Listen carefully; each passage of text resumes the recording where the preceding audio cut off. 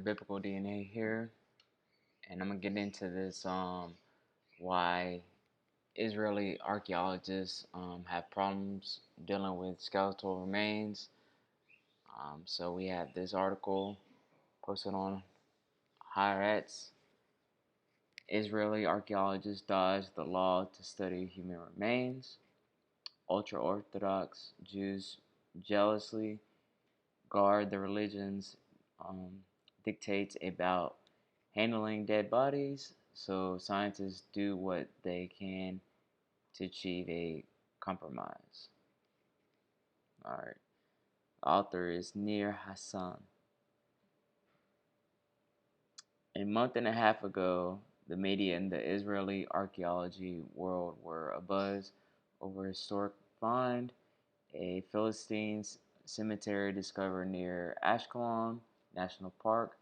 More than 200 skeletons were dug up over 2 years by an American team headed by Professor Daniel M. Master of Wheaton College. It's a bonanza for historians of Philistine civilization. Still, the director of the Israel Antiquities Authority, Israel Hassan, was furious about some of the pictures published. It was a shocking report, he told Haaretz. They sent a picture of a skull in a disc disposable aluminum tray. This is appallingly insensitive. Important is the scientific conclusion that can be drawn from the skeleton. So why poke a finger in its eye? What do we gain from those pictures? Overall, the photos are extraordinary and show how skeletons are excavated, measured, and moved from one place to another. The researchers are aware of the sensitivities in Israel about the digging up of skeletons, whether it's a question of religion or an ethnic minority seeking to be treated equally. So the scientists worked for 2 years in secret, a secret that was kept not only from the media and the public, but also from Israeli archaeology world. Hence the dilemma: what to do when the bones might be human bones. According to the regulations, an archaeologist must report a finding immediately to the Religious Services Ministry, which takes the bones to a suitable burial site. A scientific examination of the skeleton is prohibited, and the law doesn't consider it an antiquity.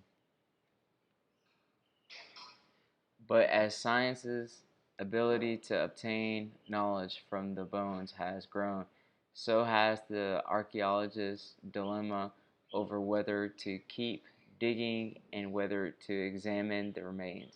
Many archaeologists acknowledge that in the name of science, they bend the rules, take samples, and even take bones and skeletons to their laboratories. Many argue that the regulations impede science and force them to work in a gray area. They say it's time to find ways to enable research on human bones while respecting the dignity of the dead, as is the case elsewhere in the world. Ever since archaeology's launch in the Holy Land in the 19th century, Ultra-Orthodox Jews have protested the excavation of Jewish burial sites. Their clashes increased after the establishment of the state in 1948, and in the 70s, riots broke out against archaeologists at Jerusalem excavations. Since then, nearly every year, there has been friction between um, Atra Kadesha, an ultra-Orthodox group, and archaeologists, and not just in Jerusalem. In 1994, Atra Kadesha was buoyed when the Attorney general rule that a bone cannot be considered an iniquity or antiquity and prohibited the study of it. The Antiquities Authority then crafted procedures on the issue. In, in every case of finding bones suspected of being human bones, it is necessary to summon to the site a representative of the religious affairs ministry to bury them anew. The document states an anthropologist summoned to the site is authorized to register the number of those buried, their age, sex, diseases, and genetic and anthropological characteristics. As the procedures put it, there is an absolute prohibition on physical damage to human bones, including any kind of laboratory tests.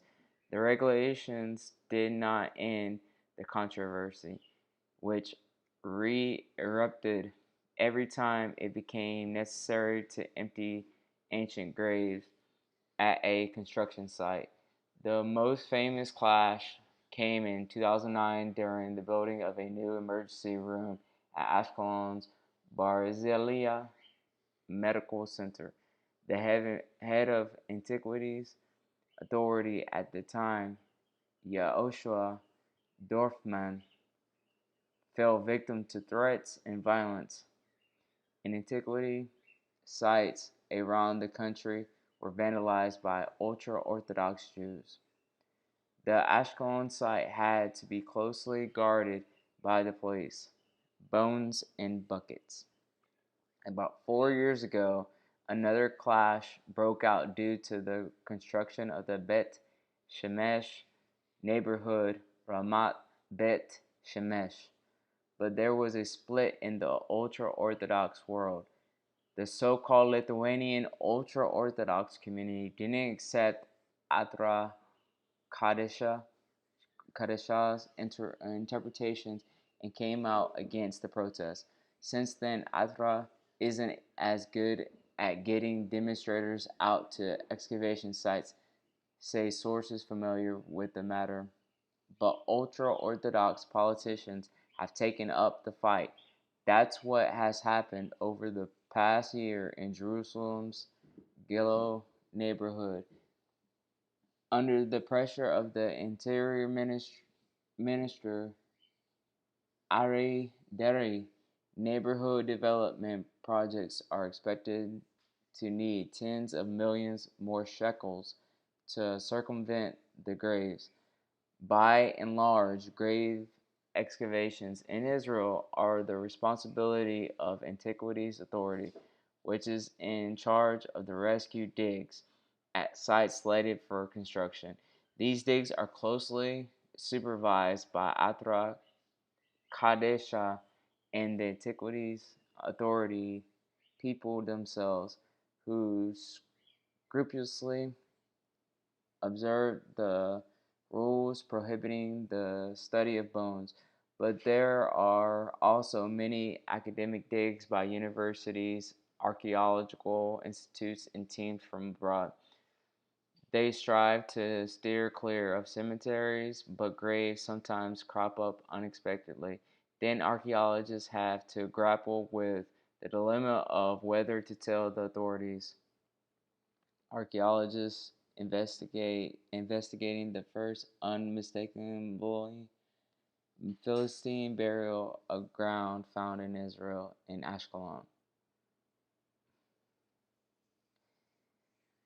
Instead, many carry out detailed examinations and even laboratory tests and publish the findings in academic papers.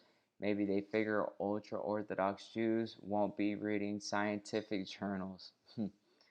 Some archaeologists admit this, while others say they've heard about colleagues doing this. I have skeletons lying in buckets in my office, says an archaeologist at an Israeli university. Before I retire, I'll find a way to return them. That's how it is. People are working quietly. Another archaeologist says Everyone finds his own way of dealing with this. There's no black and white here. According to another archaeologist, if we find a skeleton, we dig, but we don't initiate any digs at cemeteries. What do I need all that trouble for? It's no coincidence that Ashkelon is an American dig, not an Israeli dig. Another archaeologist adds, we excavated, were surprised to find a grave and got very worried. The representative of the entity funding the dig was a religious person. In this last case, it was a Muslim grave, and the Arab workers demanded that the bones be taken for reburial, so the bones weren't studied. A year later, another grave was excavated, this time with no Arab workers present, and the bones were taken to a laboratory for examination. Readers of scientific journals know that these cases are far from rare. Many archaeologists dig, investigate, and publish their research papers. This is all done on the sly. You steal a bone here and a bone there, says one archaeologist. Another adds, there's no doubt that in an optimal situation, it would be better if our work were done openly in the light of day. But the work gets done.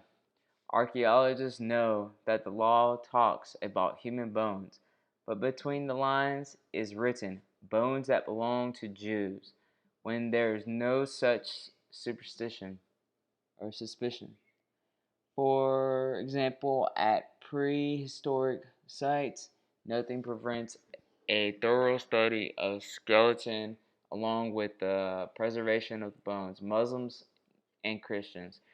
Muslims and Christians may not be as sensitive about the treatment of dead bodies as the Jews.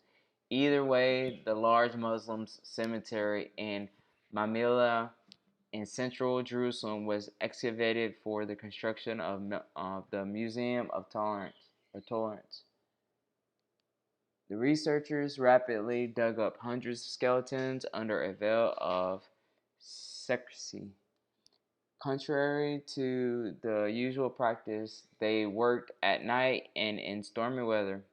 In a book by Dorfman published after his death in 2014, he admitted, I should have stopped the excavation and not allowed the destruction of that part of the cemetery.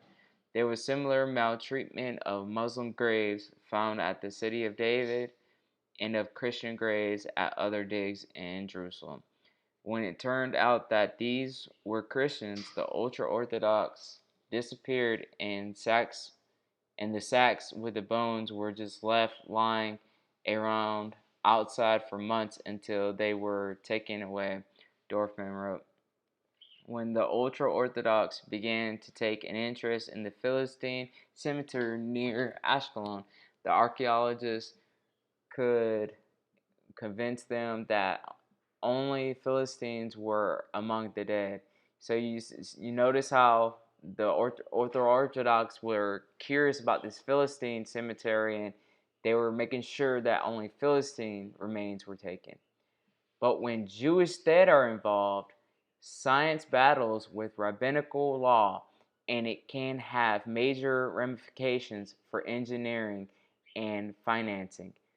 In Glio, the engineering solution for building a new neighborhood on top of graves cost around 100 million shekels. That's $26 million. In Jerusalem's Pisgat Ze'ev, contractors have had to give up on dozens of housing units. At a number of places around the country, roads have been paved on pillars in order to distance them from graves. And to this day, in the middle of the Menachem Begin highway in Jerusalem stands a huge rock that's actually concrete poured over a burial cave discovered during the construction. Many archaeologists believe that the damage to science is heavy.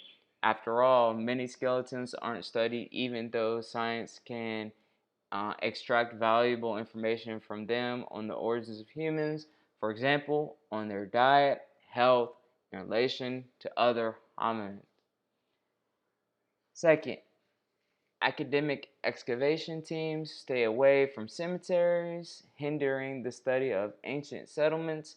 Third, the entire field of the study of human remains, physical anthropology, has been neglected in Israel.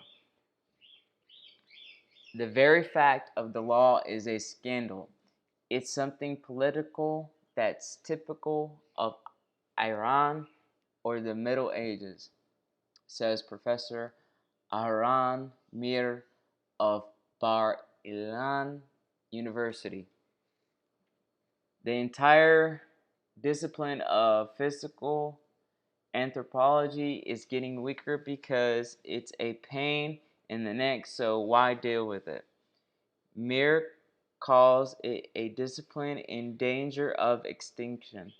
I too wouldn't want my bones thrown in the garbage, he says. Human remains should be treated with respect. But how do you get from there to it being impossible to study human remains? This is very serious damage to our ability to learn who we are. Professor Yosef Garfinkel of Hebrew University believes that bone research should provide an answer to one of the most fascinating questions on the history of the Jewish people. Were the ancient Israelites in the days of David and Solomon really different from the earlier inhabitants of the land, the Canaanites? Did they really come in a migration from Egypt or from somewhere else? Or did they arise from the local population? These aren't racist questions. These are scientific questions that are possible to answer, says Garfunkel, who also warns about another issue. The problem is that there is no vacuum. Whatever we don't excavate will be excavated by antiquities robbers, and that happens all the time. Yeah, so basically these robbers sell it to the highest bidder, so they make money off of it. And that research never gets published because guess what? Since these religious people want to stop archaeologists from doing their jobs and anthropologists from doing their jobs, robbers, people that are like poor in Israel, they basically take what they find and sell it to the highest bidder. And those highest bidders, they don't ever show this information. They don't sell this information. They keep it for themselves, locked up in their houses or mansions, whatever they live in, and this information doesn't get pushed out to the world. That's the problem. So these religious organizations, these religious groups, they need to cool it. They need to calm down, let archaeologists do their job, and y'all step back. Y'all let people do their jobs and stop worrying about, oh, skeletons. Those people are dead. They don't care what's going on with their skeletons. They have no soul no more. Skeleton doesn't have a spirit in them. It's just bones. Get over it. Like, that stuff is done away with. And it's so funny how this is okay in Egypt. It's okay to mess with mummies who actually took time to preserve their remains. But in Israel, it's just bones, and they make it such a big deal.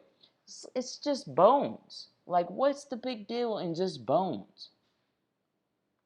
It's ridiculous. And this is the reason why if you watched any of my previous videos, I said once an Israelite skeleton is going to remain, they're not going to say, oh, it's an Israelite. They're not going to tell that to people because they don't want people to really know about it. Because then they find out, oh, they're actually finding Israelite skeletons. Oh, no, no, no, no. We must stop them. We can't let them tell who the real Israelites are. We can't let them know what's really going on, who these people actually belong to. We can't do that. So that's just, bear that in mind when you hear people saying there's no skeleton remains for Israelites or Jews. Biblical Archaeology Review 23/6, November, December 1997. Battle over bones. Politics, not religious law. Rules Ultra-Orthodox Demonstrators by Gabriel Barkay. Political power, not religious law, motivates the ultra-Orthodox in Israel who violently protest archaeological excavations, claiming that ancient Jewish graves are being desecrated. Jewish religious law, halacha, does not prohibit moving tombs if it is done with dignity and respect. The sages were well aware of the necessity to relocate graves and their contents, as tombs are found everywhere in this continuously and heavily populated country. The Talmud even tells us about a skull that was found on the Temple Mount itself and then moved. Talmudic literature describes the great 2nd century Rabbi Shimon bar Yochai clearing the city of Tiberias of ancient tombs and purifying it. The Talmudic sages understood that urban growth required the relocation of earlier tombs. Therefore, they said that every tomb may be exhumed and moved. Halachically, there is nothing against it. All right, so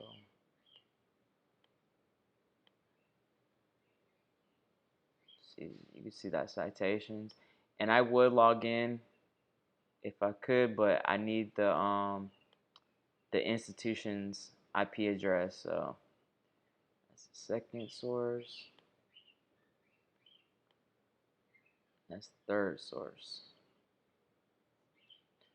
All right, so and I just want to show y'all like with this article it's just like I'm going back, so I did that one, and I want to show y'all like how it's becoming along has been coming along. Like so basically like archaeologists has been dealing with ultra-Orthodox Jews for a while when they're trying to do their digs and whatnot. So that's my main purpose of doing this or showing this.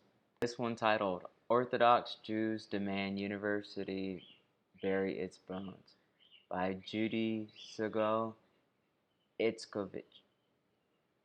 Ancient human remains discovered years ago in Israeli archaeological expeditions and used for medical and other scientific research at Tel Aviv University were recently a source of contention when a group of ultra-Orthodox Jews demanded that the remains be buried immediately.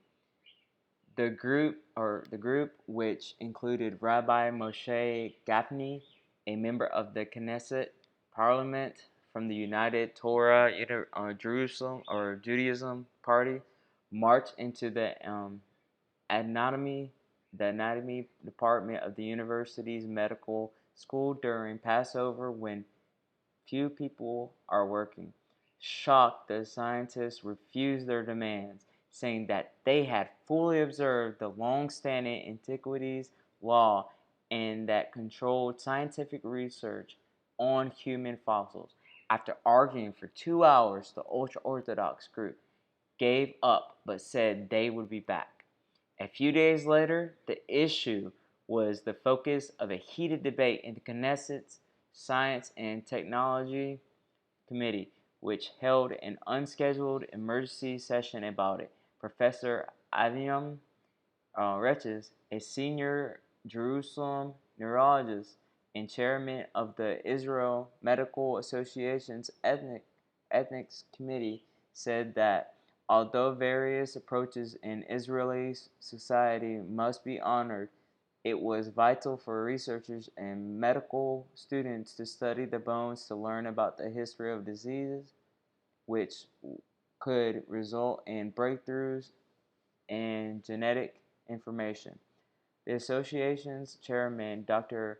Yoram Blachar, added that changes should be made in the antiquities law dealing with human bones so that research suited to the 21st century could be conducted.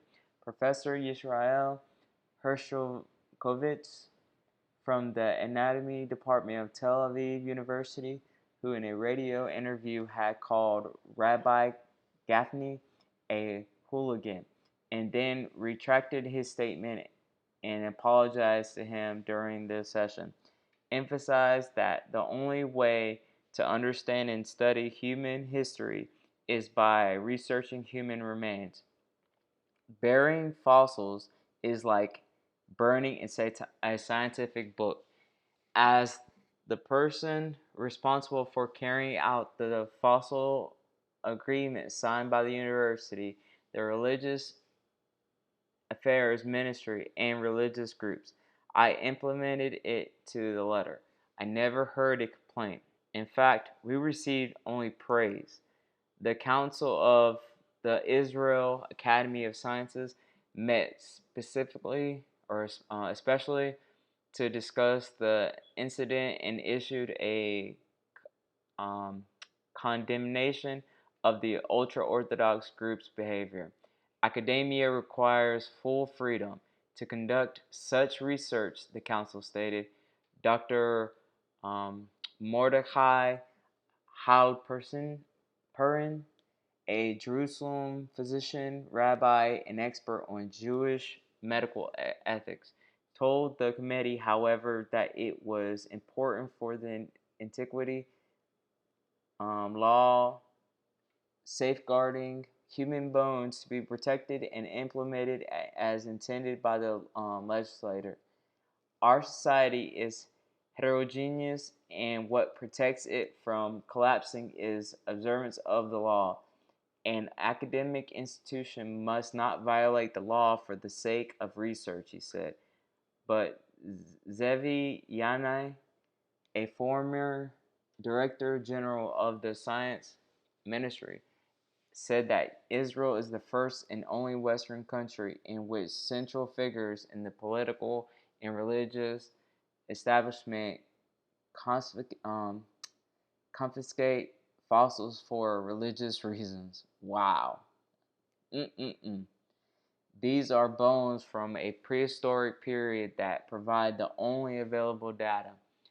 Any bones that are buried should be regarded as an irreplaceable loss. Israel is not only a historical crossroads, but also an anthropological one, and the facts discovered through the bones are vitally important to the understanding of man.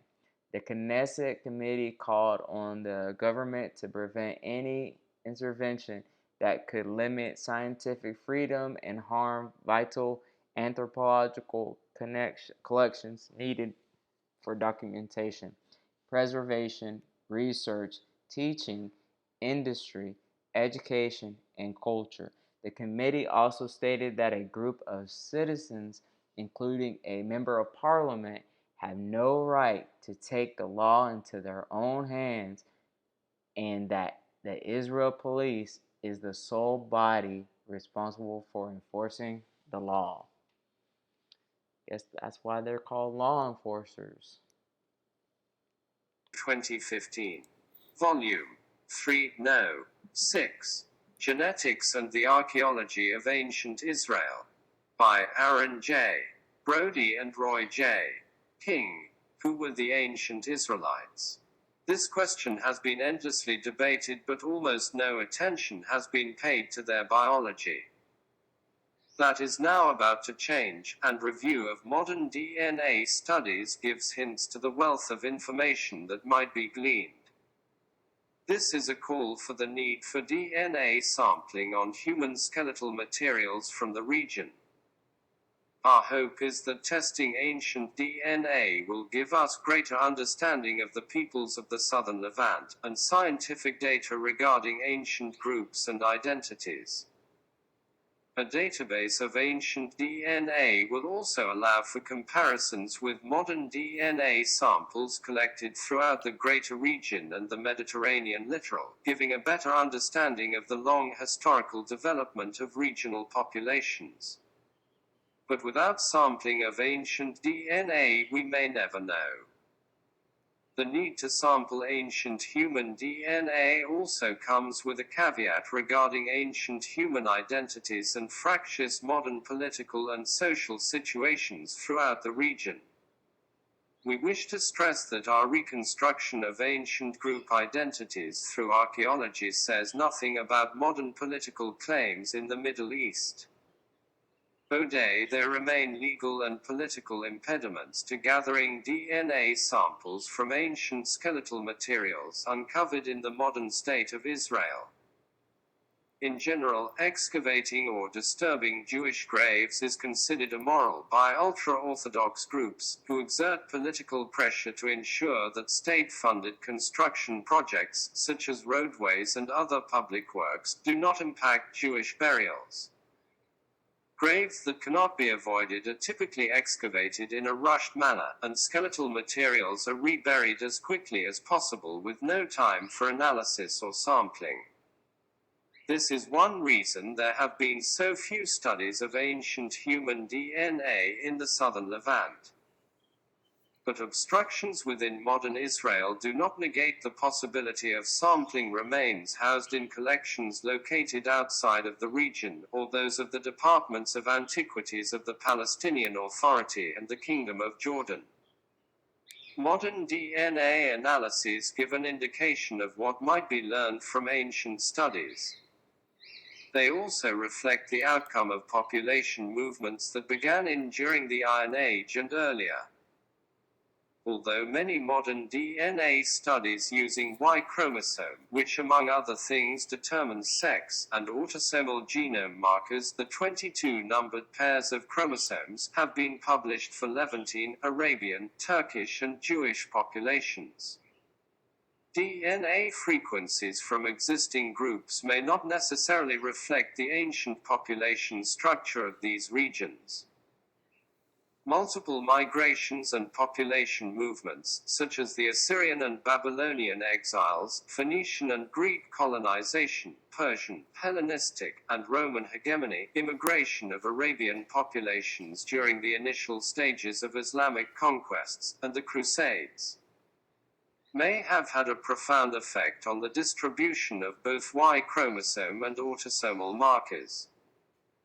Here, rather than using the framework of historic nations, regions, and populations, we will divide the geographic space into three domains: Mediterranean, Arabian Peninsula and southern Anatolia, and northern Mesopotamia and the northwest Iranian Fertile Crescent. The Mediterranean Sea borders on three continental areas: North Africa, West Asia and South Europe.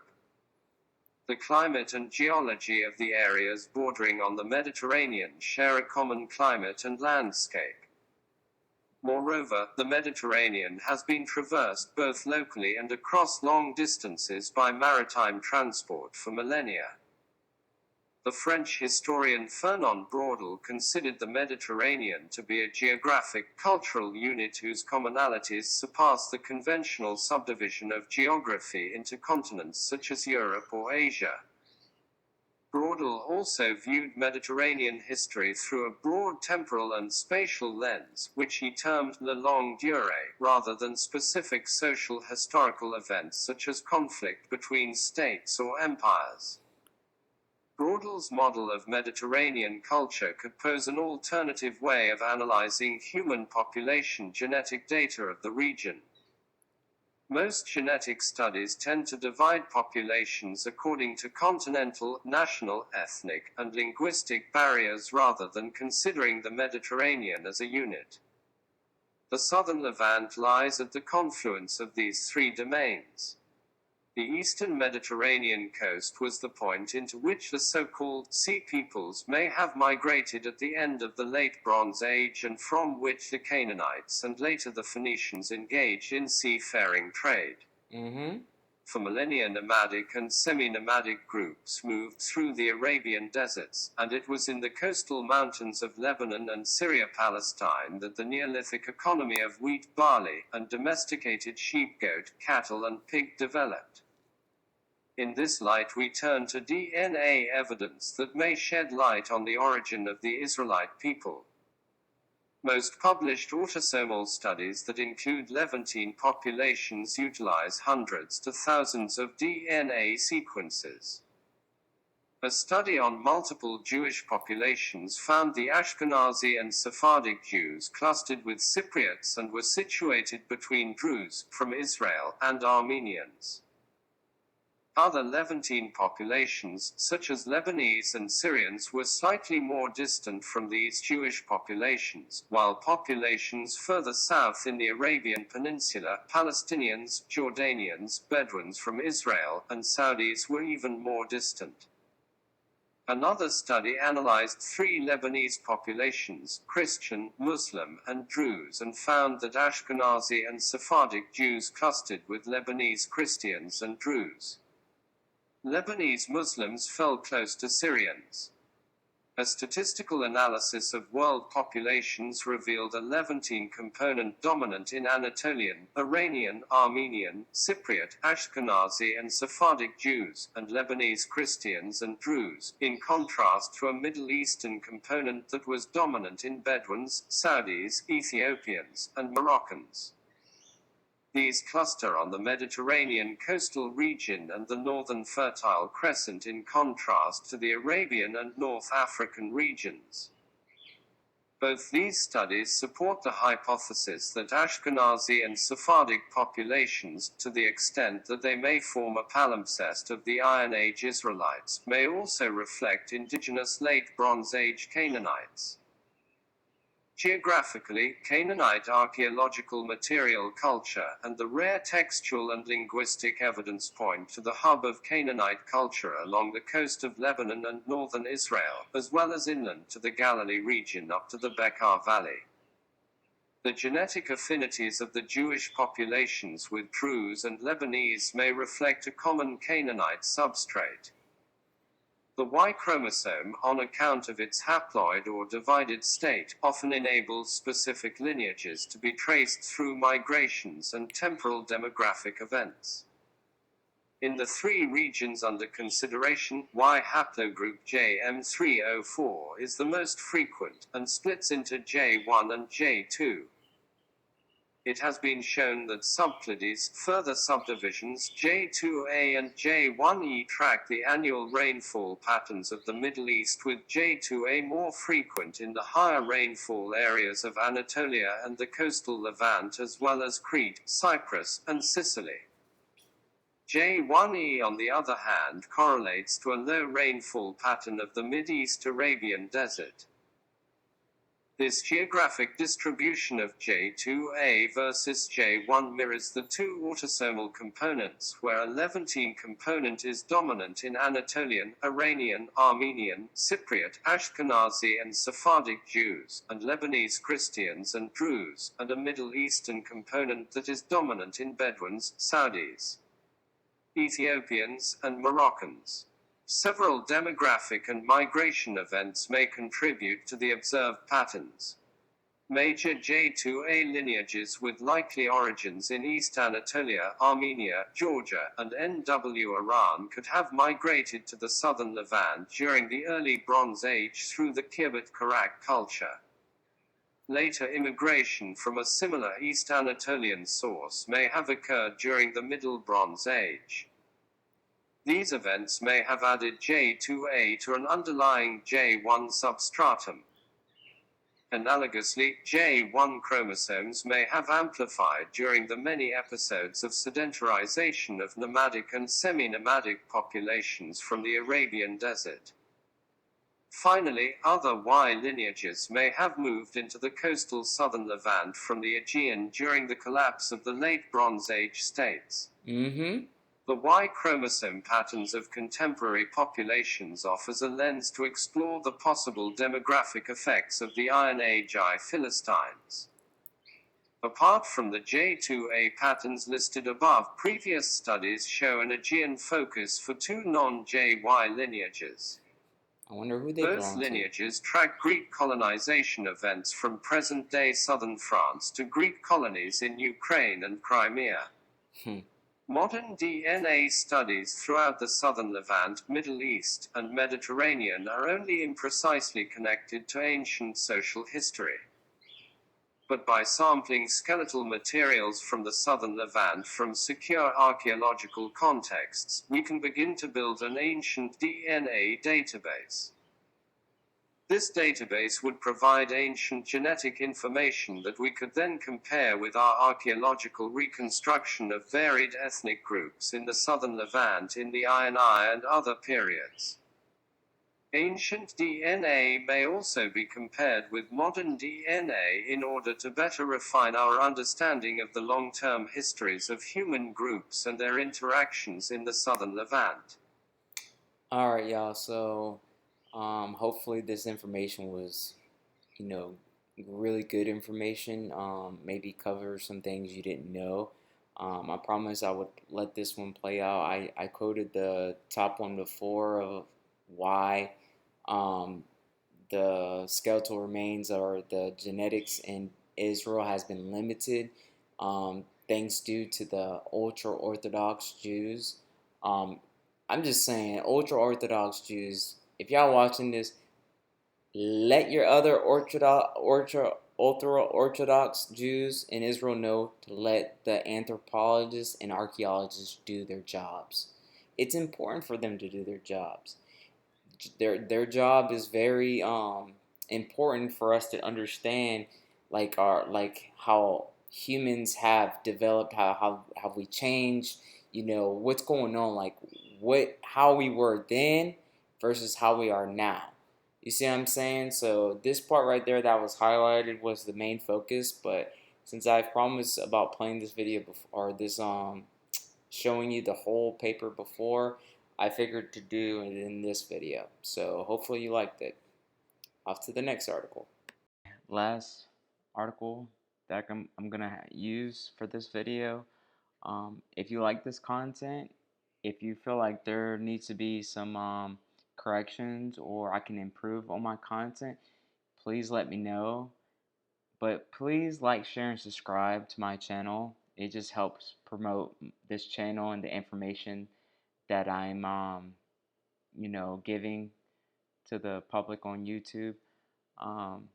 Yeah, just let me know how you feel, if I could improve anything. Any comments would be appreciated. Just let me know. Thank you. Biblical DNA. Prime Minister Netanyahu's coalition with the ultra-Orthodox splinter parties threatens the future of Israeli excavation. The state of archaeology in Israel today suggests there are bones of contention. While archaeology is still alive and well in Israel, there are 30 archaeological sites operating today and 5 university archaeology faculties compared to only 30 years ago. It is increasingly threatened by the political and religious opportunism of Prime Minister Benjamin Netanyahu's government. I have been digging in Jerusalem since 1969 and I have witnessed this war escalate for several decades, but it has definitely got worse in the past few years, as the ultra-Orthodox have learned how to use democracy for their own means in the current coalition. Said Ronnie Reich, the chief of excavations for the Israel Antiquities Authority (IAA), in charge of the southwest corner of Jerusalem's Temple Mount, the site of Jewish, Christian and pagan remains and one of the most important digs in Israel. On the 1st of July, several hundred archaeologists smashed pottery urns in front of the Israeli parliament to protest Mr. Netanyahu's reported plans to give religious Jews control over archaeological digs. Their principal concern was the rumor that Mr. Netanyahu would replace Amir Drori, the much-respected director of the IAA, with a political religious appointment. Faced with a slender 61 to 59 seat majority in a 120-member parliament, the Prime Minister had cut a deal in private with the extreme, 4-member Ultra-Torah Judaism Party, who threatened to abandon the government coalition unless they were given control of tomb excavations. In a similar move in 1996, Mr. Netanyahu promised the ultra-Orthodox a new antiquities law which would designate every tomb a holy place and require a religious overseer for every excavation. It failed to go through the first time, but archaeologists fear that with a religious minister at the head of the IAA it could pass. Now the religious parties are jostling to put their members on the board of directors of the IAA, a move which would break the IAA's statutes requiring that all directors be archaeologists. Amir Drori, a tough former general and an amateur archaeologist, has so far refused to surrender to the ultra-Orthodox pressures. The ultra-Orthodox are a disease but not a terminal one, he said.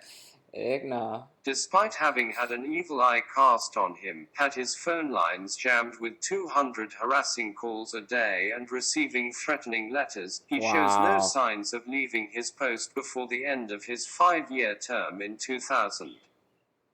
We're fighting so that archaeology can continue, asserted General Drori. That's right. If they stop the excavation of tombs, there will be no science. Exactly. 50 years ago today, in 1948, the archaeologist Eliezer Sukenik bought the first Dead Sea Scroll from a Bethlehem dealer. The discovery of the ancient biblical texts appeared to coincide in a fateful way with the foundation of the State of Israel and heralded what has been called the Age of Zionist Archaeology, in which archaeological remains were seen as a proof of Jewish right to the land of Israel. For decades afterwards, archaeology became a kind of national sport, a way for new citizens of the new state to explore their roots, and its importance went unquestioned by successive governments. Indeed, some army generals were archaeologists, the most famous being Yigael Yadin, the son of Sukenik and the excavator of Masada. But like the Dead Sea Scrolls, the nation's archaeological riches have opened up controversies undreamed of by their original discoverers. Archaeology has become one of the fronts in an increasingly violent cultural war between secular and religious Jews in Israel. The most internationally publicized clash is the problem of bone removal from digs. The Battle of the Bones. At present there is a compromise between the archaeologists, whose interests are broadly represented by the IAA, and the ultra-Orthodox factions, in which any graves found at digs or construction sites have to be reported immediately to the Ministry of Religious Affairs. If a site planned for construction cannot be shifted or delayed in order to allow for a full excavation, a rabbi takes the bones for reburial the same day so that archaeologists have little chance to investigate them, whatever the background of the deceased. The IAA estimates that of the 3,000 tombs discovered each year, only 5% are Jewish. It doesn't actually matter whether or not you find graves or human bones, said Shimon Gibson, a British-born landscape archaeologist and the head of research in the Excavation and Surveys Department of the IAA. I was excavating a subterranean water system in the town of Modi'in, which is where the Maccabees came from, before a school could be built. The ultra-Orthodox stoned me and yelled he should lose his hands. They even tried to break into my car to steal a box of pig bones because they said I had stolen them from Jewish graves. Nonetheless, ultra-Orthodox protesters continue to make violent demonstrations at archaeological digs, breaking into sites, burning cars of the IAA and even setting fire to an IAA office in the town of Har in May, destroying extensive archaeological records.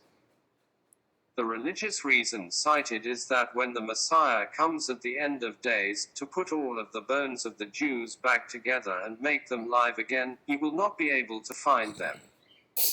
In reality, there is no Jewish law against removing and reburying bones.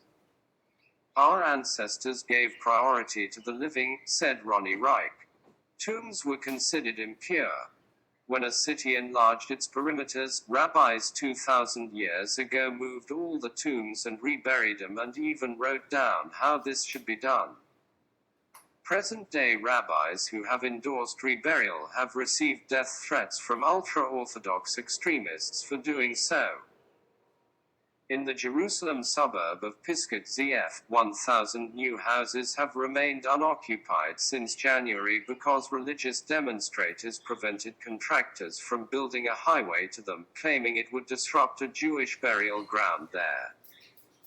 When a team from the IAA attempted to excavate the site in July with permission from Rabbi Shalom Eliashiv, a respected ultra-Orthodox leader, hardline yeshiva students stoned the rabbi's car and police had to place a 24-hour watch on him.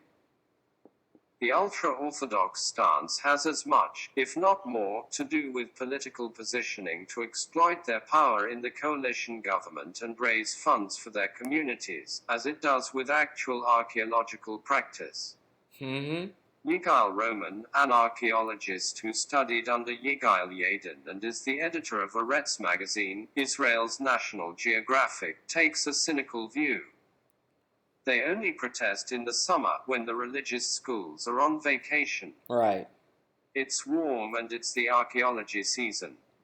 They can block roads, stop construction, cause riots, and call attention to their cause, which is good for fundraising. Wow. A loss to science. The use of archaeology as a political football has repercussions beyond politics and beyond the academic discipline of archaeology. Valuable data is being lost, insists Patricia Smith, a British-born professor of physical anthropology at the Hebrew University in Jerusalem, who analyzes ancient bones.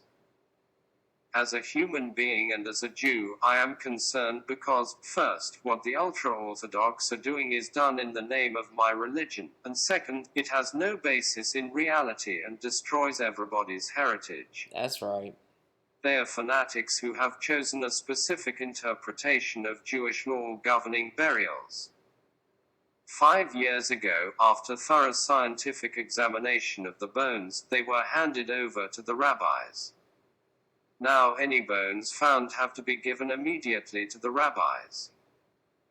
The issue of bone removal is worldwide, which has also been a problem in the US and Australia, notes Professor Smith, who has stopped analyzing bones from Israel unless they are over 5,000 years old.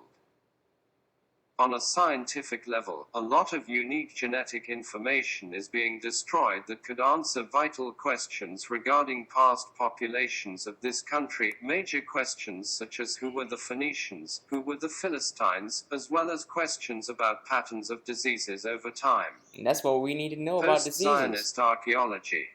Meanwhile, outside the political and religious fray, Israeli archaeology has entered what many call a more scientific post-Zionist age, in which it has become less colored by nationalistic need.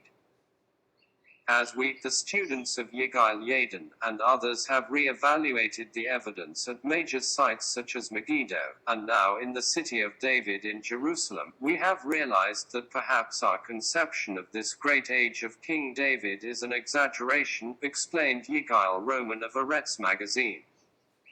This is the same kind of questioning process as the who wrote the Bible issue which emerged after the discovery of the Dead Sea Scrolls in the 1940s. Such an outlook is not a revolution, he insists, but rather a realignment of the situation. Look at the actual land we've got in Israel today. Tel Aviv and the coastal plain belong to the Philistines and then the Romans, not to the Jews. Most of the things we find here are not going to prove our heritage in this land, said Mr. Roman. Judea and Samaria is where the Bible happened and that belongs to the Palestinians. The only people who insist on being there are the settlers, mainly Americans looking for their roots. Most Israelis are ready to say, you know what? We'll visit. A result of this realignment has been a broadening of interest in early Christian, Islamic, Byzantine and Crusader archaeology at sites such as the Roman town of Caesarea, where the prison in which St. Paul was held has recently been found. It is now Palestinian archaeologists who are using archaeology as a vindication of their hereditary right to the land. They are searching for their heritage in the remains of the Canaanites, who were pushed out of the land by the ancient Israelites. Searching for roots is a natural thing, something that comes with the beginning of statehood, says Shimon Gibson. It has taken Israel a long time to get away from archaeology tinged with nationalism. But even if Palestinians have a bias, it does not mean they are not doing scientific archaeology. Indeed, they need more support, they are badly funded. The embattled Israel Antiquities Authority. Though the IAA is the government agency with authority for archaeology in Israel. Its budget has been reduced by 30% between 1995 and 1998. The current budget is NIS $100 million, $26.5 million, reduced from NIS $135 million, $36 million in 1995. Though the IAA budget is made up of three sources, of the Ministry of Education, Culture and Sport MECS, b. the rescue excavations legally required before any construction can begin on a building site, undertaken at the expense of the contractor, and c. the Ministry of Tourism and private donations. Though in 1998 the IAA received a grant of NIS $34 million, $9 million from the MECS. This grant has been frozen at NIS $34 million since 1997, representing a reduction of 10% in real terms. In 1996 the MECS grant was NIS $37 million, $10 million, and in 1995 it was NIS $39 million, $10.4 million. Though the grant from the Ministry of Tourism has been reduced from NIS $33 million, $8.8 million in 1995 to NIS $7.5 million, $2 million in 1998. Though the IAA currently has a staff of 350, reduced from 700 in 1995. Though there are approximately 30,000 archaeological sites in Israel. Source: Israel Antiquities Authority. Originally appeared in the art newspaper as Bones of Contention. Alright, so I hope you enjoyed the content. This was Biblical DNA. Peace and love to everybody. Let me know. Please like, share, and subscribe. Biblical DNA out.